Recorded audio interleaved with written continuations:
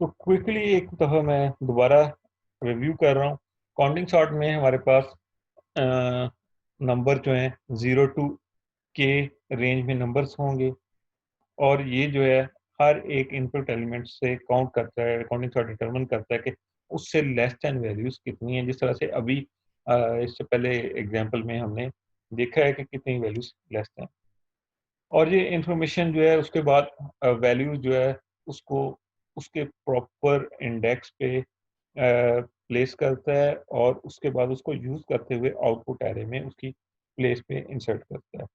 और अगर सारी वैल्यूज इक्वल आए तो हमें उसको हैंडल करना पड़ता है कि किस तरह से एरे के ये ना हो कि सारी वैल्यूज एक ही इंडेक्स पे स्टोर होती जाए।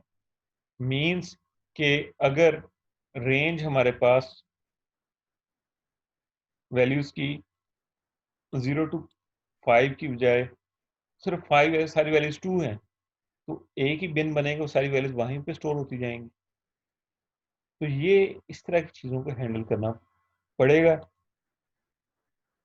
ये हमने देखा है कि काउंटिंग सॉर्ट में इनपुट एरे ए है, काउंट करते हैं, पहले इसको इनिशियलाइज करते हैं 0 के साथ, फिर उसके बाद काउंट करते हैं कि कौन सी वैल्यूज कितनी दफ़ा अकर कर रही है। अकर करने के बाद हम उसको प्रीवियस वैल्यू के साथ सम करते हुए चेक करते हैं कि उससे प्रीवियस लेस देन वैल्यूज कितनी है, less than equal to values कितनी है। तो वो हमने यहाँ तक कर दिया। अब नेक्स्ट है कि हमने लास्ट इंडेक्स से फर्स्ट इंडेक्स तक जाना है, और इनपुट एरे से वैल्यूज लास्ट इंडेक्स पे चेक करेंगे। चेक करने के बाद उसको उसकी प्लेस पे इंसर्ट करें, और यूज करेंगे काउंटिंग एरे को, सी एरे को। मींस सबसे पहले मैं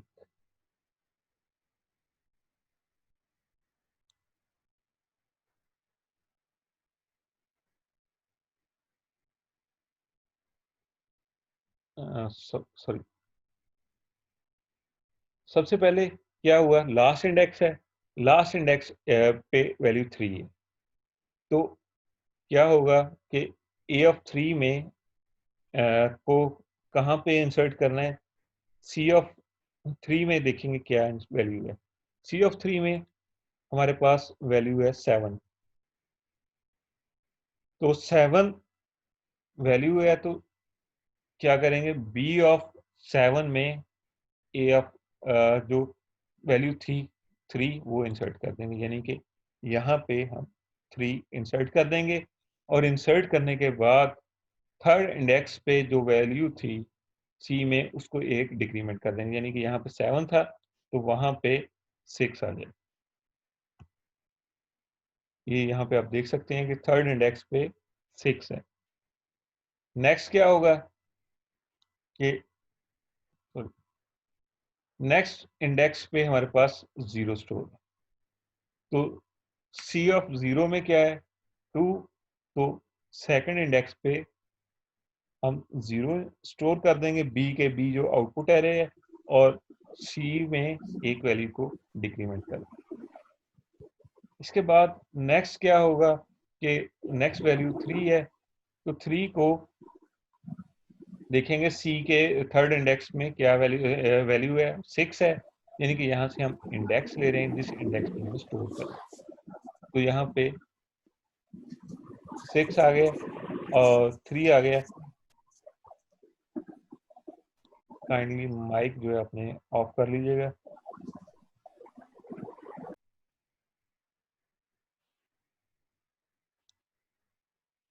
तो 3 6 आ गया, और यहाँ पे 6 इंडेक्स पे हमने ए की वैल्यू जो थी वो स्टोर कर दी, और सी ऑफ 3 में हम एक डिक्रीमेंट कर देंगे, यानी कि अब यहाँ पे हम 5 स्टोर कर देंगे, यानी कि यहाँ पे पहले 6 था तो 5 आ। नेक्स्ट क्या होगा, नेक्स्ट इंडेक्स पे वैल्यू 2 है,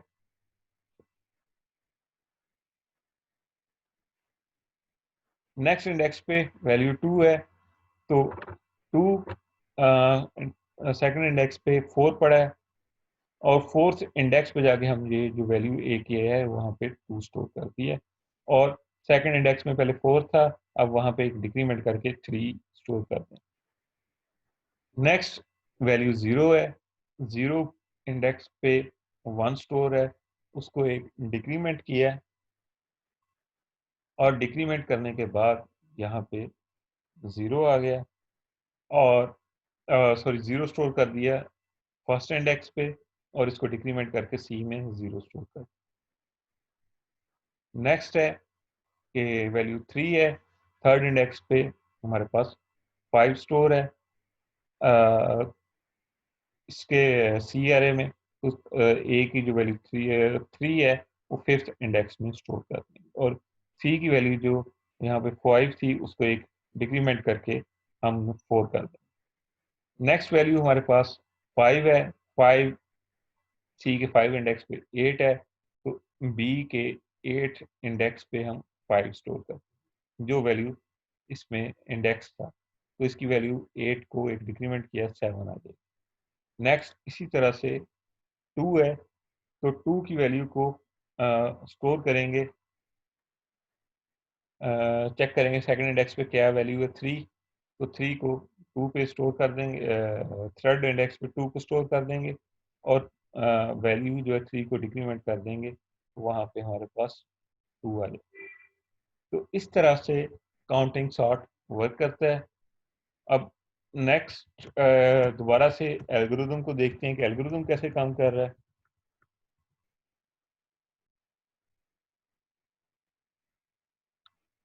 एल्गोरिदम में सबसे पहले जिस तरह हमने पहले डिस्कस किया है, 3 वैल्यूज हैं इनपुट के तौर पे, ए बी के। ए जो है input array, B output array, के जो है रेंज है कि मैक्सिमम वैल्यू क्या है। तो एक एरे बनाया सी जिसमें वैल्यू 0 टू के, जिसका साइज 0 टू के है और इसमें 0 टू के में वैल्यूज जो है वहाँ पे सी एरे में 0 स्टोर कर दी। नेक्स्ट क्या किया था, वैल्यूज को काउंट किया था फर्स्ट इंडेक्स से, तो काउंट करके हमने वहां पे स्टोर कर दी। मीन्स के एरे ए की वैल्यू में, इनपुट एरे में एक स्पेसिफिक वैल्यू कितनी दफा आ रही है वो इंक्रीमेंट करते करते वहां पे स्टोर कर दिया था। उसके बाद उसका रनिंग सम कैलकुलेट किया था कि प्रीवियस वैल्यू को फ्रंट वैल्यू के साथ सम करके हमने उसकी वैल्यू को किया था और ये 1 टू के किया था क्योंकि 0 से प्रीवियस वैल्यू कोई नहीं थी तो उसको हम किस तरह से उसमें ऐड कर सकते थे, इसलिए ये 1 टू के लूप एग्जीक्यूट की। और मेजर पोर्शन हमारे पास ये है, for j is equal to a dot length down to 1। अब यहाँ पे c of a of j plus is equal to a of j, तो जो वैल्यू ए की वैल्यू थी पहले उसको सी के उस इंडेक्स पे जा रहे थे, तो बी वहां पे हमें इंडेक्स मिल रहा था, तो बी के उस इंडेक्स पे ए की वैल्यू को हम स्टोर कर रहे हैं जिस तरह अभी एग्जांपल में देखा है। और सी एरे में जो इंडेक्स, जिस इंडेक्स से हमने वैल्यू स्टोर की है वहां पे एक डिक्रीमेंट कर दी ताकि वहां पे ओवरलैप ना आ जाए। तो एल्गोरिदम जो है इसका काउंटिंग सॉर्ट का इस तरह से वर्क कर, और इस एल्गोरिदम में मैक्सिमम रनिंग टाइम जो है हमारे पास क्या आएगा, ये जो है लूप कितनी दफा चलेगा, k+1, यानी कि बिग ओ, सॉरी,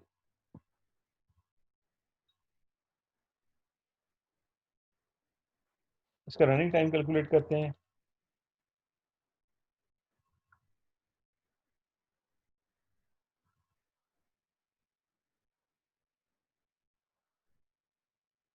फर्स्ट वन हमारे पास ये थीटा के यानी कि 0 टू k+1 टाइम चलना था, फॉल्स को भी इंक्लूड करना था, k+2 होगा, तो मैक्सिमम वो साथ कांस्टेंट आ जाएगा। तो हमने जिस तरह थीटा की डेफिनेशन में देखा था कि कांस्टेंट किस तरह से करना है, तो मैक्सिमम जो है ये थीटा के टाइम चलेगा। ये जो है थीटा एन यानी कि एरे की लेंथ एन है, तो थीटा एन टाइम्स ये लूप एग्जीक्यूट होगा।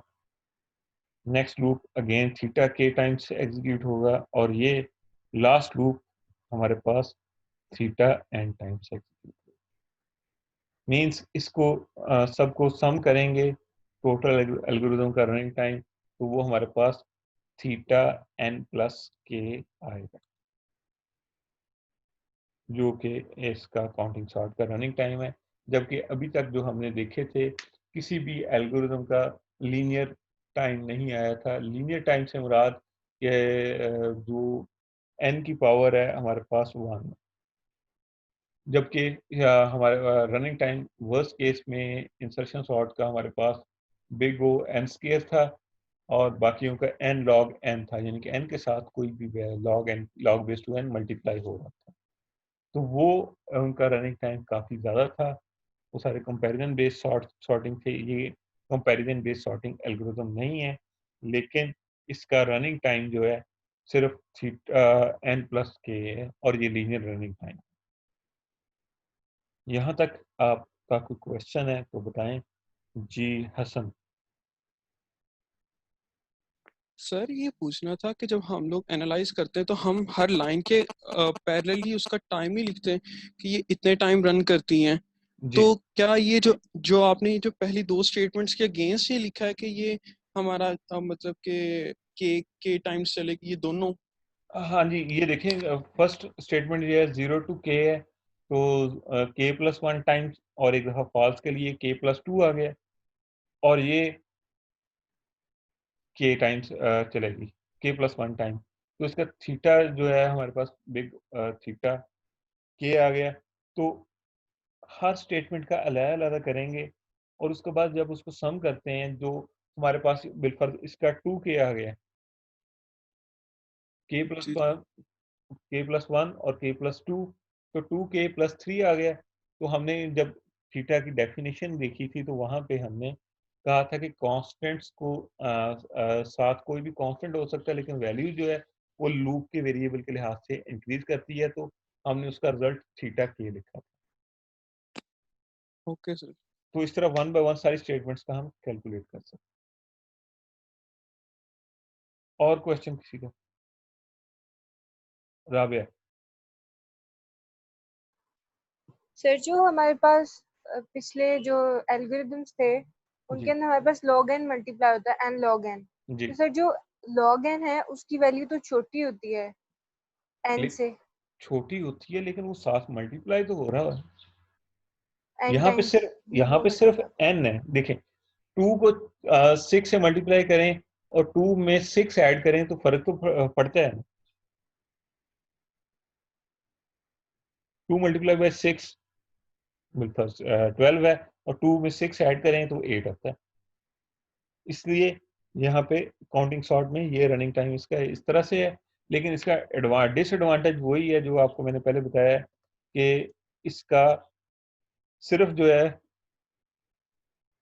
कि वैल्यू जो है हमारे पास स्पेसिफिक रेंज में हो तो वहाँ पे हम इसको यूज़ कर सकते हैं, लेकिन इसको हम काउंटिंग सॉर्ट को करैक्टर्स और फ्लोट पे अप्लाई नहीं कर सकते। करैक्टर्स को भी सॉर्ट किया जा सकता है ना, और फ्लोटिंग पॉइंट्स को भी सॉर्ट किया जा सकता है, तो वहाँ पे हम इसको यूज़ नहीं कर सकते। Number one. नंबर टू, ये कि के की वैल्यू जो है अगर बिग ओ एन है, ज़्यादा से ज़्यादा वो एन के जितनी एन की लेंथ है, एरे की लेंथ है, उसकी वैल्यू उसके ज़्यादा से ज़्यादा वो हो सकती है। तो एन प्लस एन हमारे पास 2n आएगा, 2 अगेन कांस्टेंट दो, इसका रिजल्ट थीटा एन आ सकता है वर्स्ट केस। और जी एक मिनट, और ये जो है काउंटिंग सॉर्ट स्टेबल सॉर्ट है। स्टेबल सॉर्ट से मुराद है कि जो वैल्यू पहले आ रही है वो पहले आएगी, और जो वैल्यू बाद में आ रही है वो बाद में आएगी। जी राबे। राबे आपका क्वेश्चन। सर एक बार आप ओवरव्यू दे सकते हैं कि हम सी में क्या क्या प्लेस कर रहे हैं? ठीक है, मैं कर एक मैं सिर्फ ये एक लास्ट स्लाइड है, उसके बाद मैं दोबारा उसको रिपीट कर देता हूँ। तो इसकी शॉर्ट कमिंग काउंटिंग शॉर्ट की है कि यूजफुल है, जिस तरह अभी आपको मैंने बताया है। ये स्क्रीन नजर आ रही है आपको?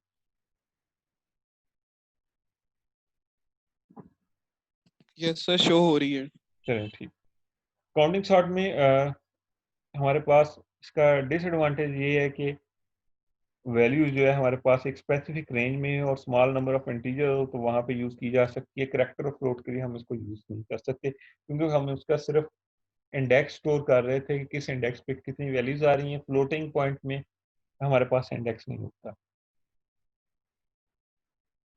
अगर के की वैल्यू हमारे पास मैक्सिमम रेंज मिलियन है तो 0 टू मिलियन या 1000 या 0 टू 1000 तक हमें एरे काउंटिंग एरे बनाना पड़ेगा। तो इस तरह की लिमिटेशन को हम हैंडल करने के लिए एक डिफरेंट एल्गोरिथम रेडिक्स सॉर्ट है, वो डिस्कस करेंगे। क्वेश्चन है एक और जी।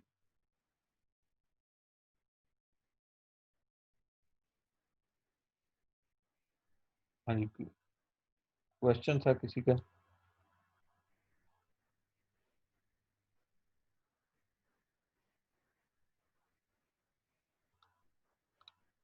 सी एरे में हमारे पास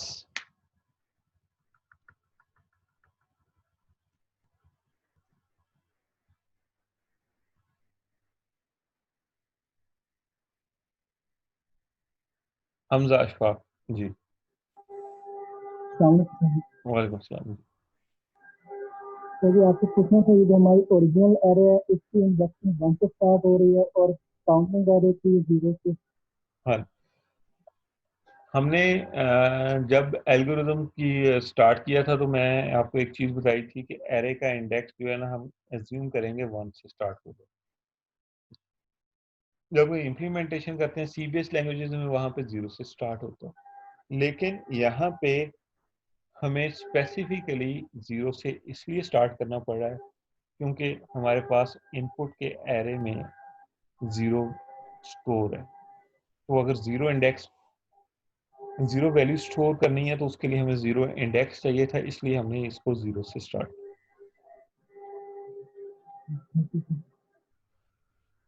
नेक्स्ट है कि सी एरे में क्या स्टोर हो रहा है। सी एरे में हम काउंट कर रहे, पहले इसको 0 से इनिशियलाइज किया और उसमें काउंट कर रहे हैं कि ए की स्पेसिफिक वैल्यू कितनी दफा आ रही है। बिलफर्ज 2 है, 2 कितनी दफा आ रहा है?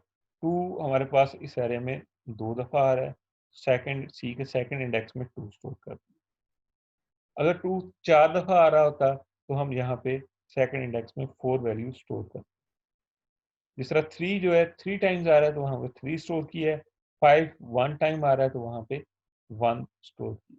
जितनी दफा काउंट वैल्यूज आ रही हैं वहां पे उसको उस इंडेक्स पे स्टोर करना है। जबकि अगर एरे फ्लोटिंग पॉइंट एरे होता या करेक्टर एरे होता तो हम वहां पे इसको यूज नहीं कर सकते थे, क्योंकि हमारे पास इंडेक्सेस फ्लोटिंग पॉइंट में या करेक्टर्स में नहीं होते। और उसके बाद उसका सम कैलकुलेट किया। हसन आपका क्वेश्चन है? जी सर, मैं ये पूछना चाह रहा था कि अगर सपोज दैट हमारे अरे में मिनिमम नंबर स्टार्टिंग फ्रॉम 5 होता है तो क्या हम उसका इंडेक्स 5 रखेंगे पहला नहीं, फिर सी हम का? 1 से 5 तक लेके जाएंगे। और उसके लिहाज से 5 से स्टार्ट नहीं करें। वो सारी लेकिन सर वैल्यूज। हाँ जी, एल्गोरिथम में तो वहां पे 0 से स्टार्ट किया गया है तो हमें एल्गोरिथम में हमारा एरे को जो है 0 से स्टार्ट किया है कि 0 से वैल्यूज के लिहाज से 0 से स्टार्ट करके वो के तक गया है।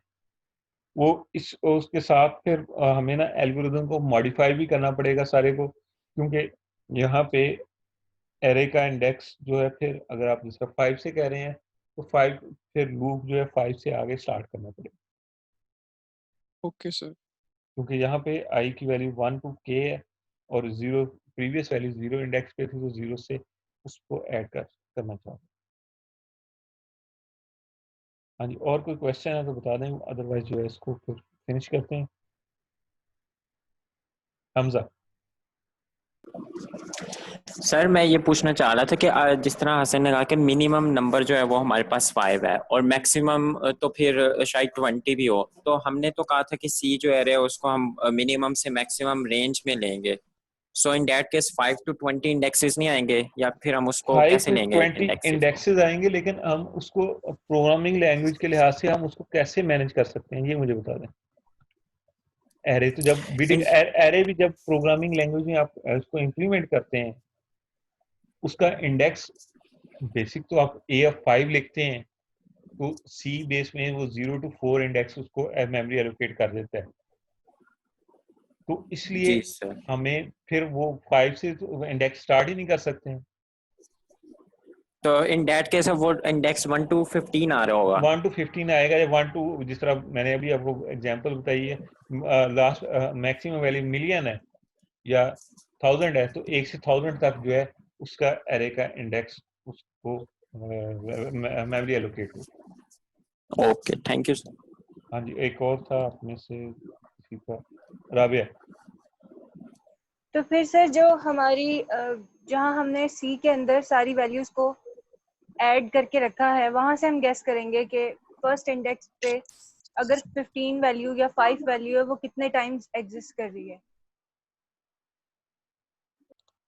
नहीं सर जो वो, हाँ जी एडिंग का जी, अब मैं सर जो स्लाइड एडिंग ओपन, का प्रोसेस है। एक मिनट मैं आपके सामने स्लाइड ओपन कर रहा हूँ। आपने इस स्लाइड से ना अब बताएं कि कहाँ पे जाके आप वैल्यू क्वेश्चन आपका।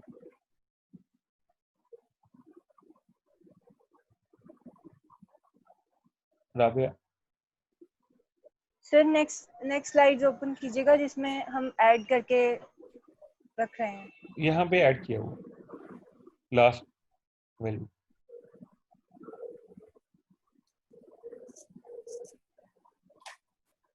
ये जो लास्ट एरे शो किया इसमें ऐड करके सम करके रखा हुआ।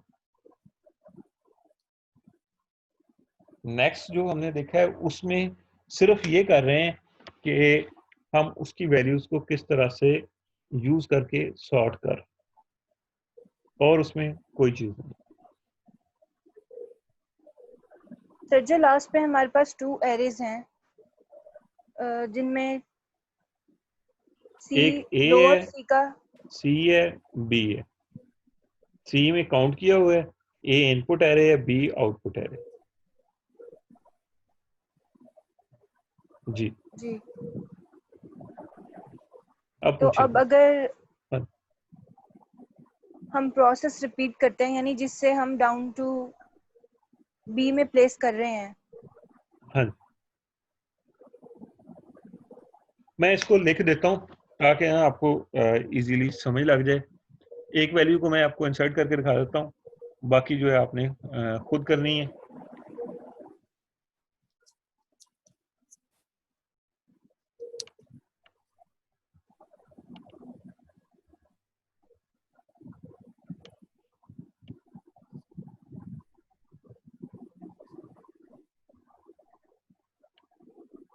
जे की वैल्यू हमारे पास फर्स्ट टाइम 8 है, डाउन टू 1 है, और इसमें क्या कर रहे हैं, ए of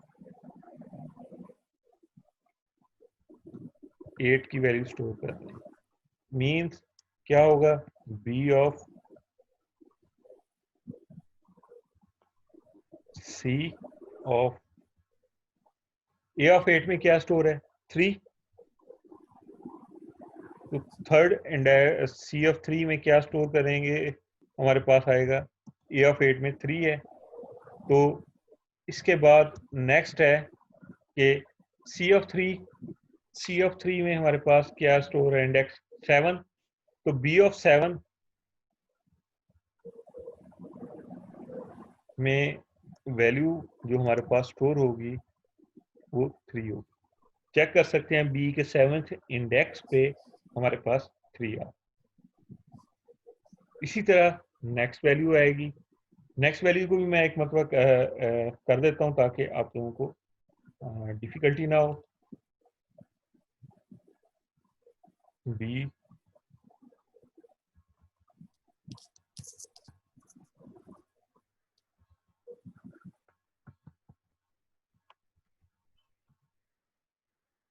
A of, next time J की वैल्यू 7 आएगी, is equal to A of 7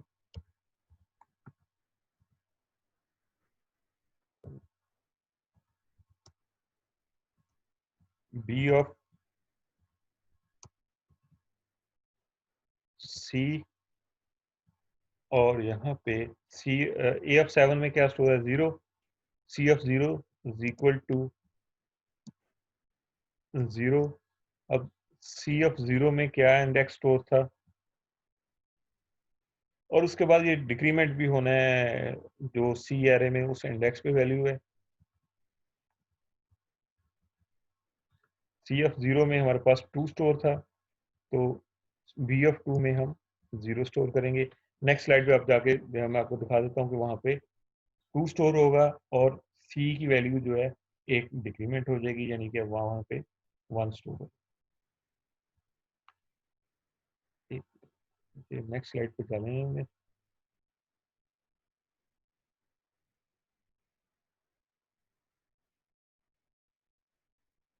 यहाँ पे देख सकते हैं कि आप 0 और वहाँ पे 0 स्टोर होके वहाँ पे एक वैल्यू डिक्रीमेंट, तो ये इस तरह से काम करता है। एक और क्वेश्चन था मोमिना का। जी अस्सलाम वालेकुम सर। वालेकुम सलाम जी। सर जो आपने स्लाइड आगे मूव किया है, इससे जो पीछे वाली स्लाइड थी सर, वहाँ पे जो सी ए बी के बाद वाला जो सी इंडेक्स था, सी एरे था जी सर, वहाँ पे 2 2 4 6 था, हालांकि जो हमने ऊपर सी वाला देखा, सी वाली एरे देखी थी, वहाँ पे 7 7 था। वो 6 की कंफ्यूजन है कि वो 6 कैसे आता है।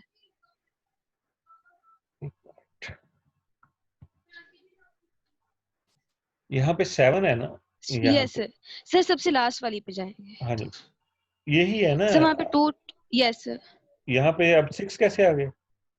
Yes sir. हम जब उसको स्टोर करते हैं, हम सिर्फ यहाँ से उसका इंडेक्स ले रहे हैं, तो उसके बाद हम उसकी वैल्यू को एक डिक्रीमेंट कर रहे हैं, ये उसी इंडेक्स से जाके डिक्रीमेंट कर रहे हैं। तो यहाँ पे 7 था, तो 7 को एक कम करेंगे तो 6 आ जाएगा। मैं वैल्यूज लिख देता हूँ, एक मिनट में वैल्यूज लिख देता हूँ।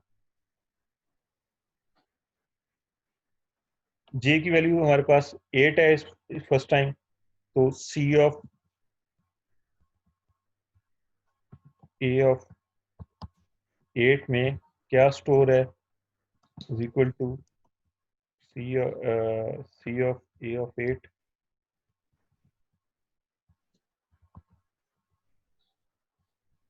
-1।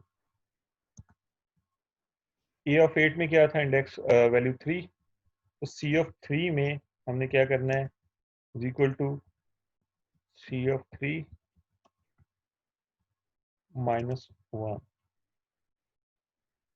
सी ऑफ 3 में हमारे पास वैल्यू क्या है, C of 3 is equal to C of 3 में हमारे पास 7 थी, 7 -1 जो है हमने इस इंडेक्स पे स्टोर कर देना। तो इस तरह से हम उसकी वैल्यूज को, इंडेक्स को डिक्रीमेंट कर, जी sir, thank you so much sir. जो कि यहाँ पे हमने वैल्यू इंडेक्स पे स्टोर कर। और कोई क्वेश्चन है तो आप बता दें, अदरवाइज उसको मैं फिर फिनिश करता हूँ।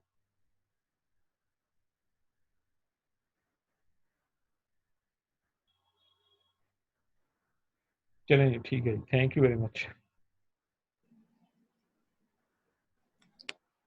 Thank you sir.